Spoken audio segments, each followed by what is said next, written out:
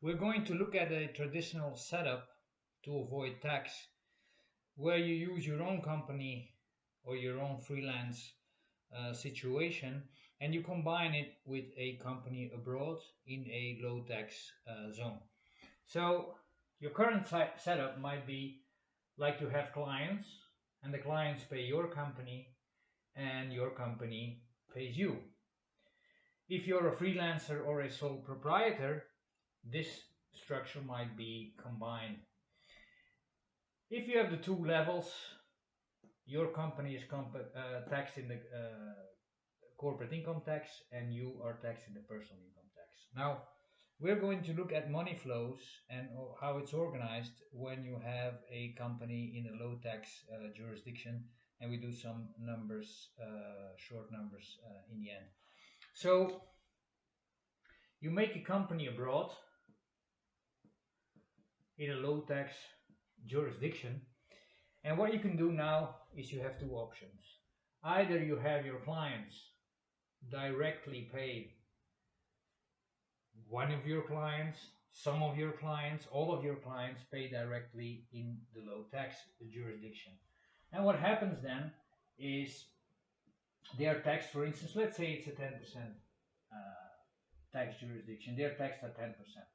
The second option you have, because some people cannot have their clients pay in the company abroad because of contracts or whatever situation, the clients may still be paying your company, and then your company is going to drain, or the company abroad is going to drain your company from profit by doing work for the company, and money goes from here to here. That's option two you have. Now there are two main differences, important differences, because if you pay here directly, your taxman in your country does not see the money flow because it's all abroad.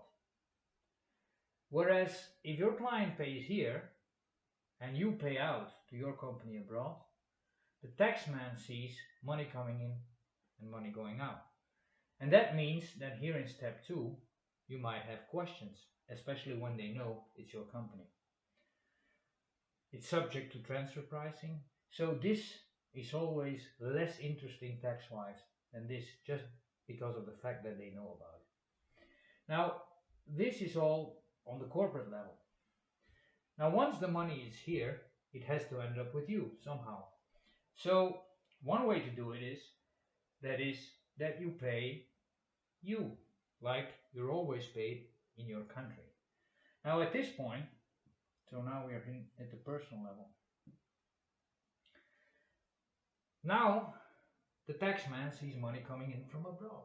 So depending on what country and what tax regime, is it territorial or not, you might be taxed here, and that makes all this setup useless. So a second way to organize it is to pay you also abroad. That's the second setup. Now here you have to be careful, because you can keep it hidden from the taxman. And how could you do it? Well, there are several ways. You can be paid in crypto, you could be paid in cash, you could be paid in gold, you could be paid through a kangaroo company, a third party. So in this way, everything that happens on this side, your taxman does not see. Now, this is a general setup, but the rules that apply are different according to the services you provide. If you are a hotel and all your income is locally, it will be difficult to shift it all abroad.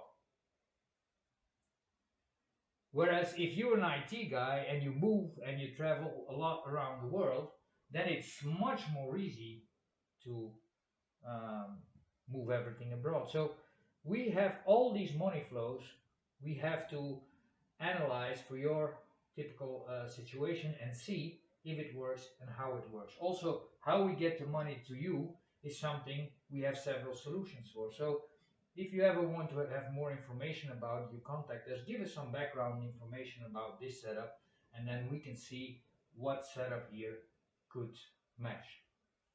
Thank you for watching.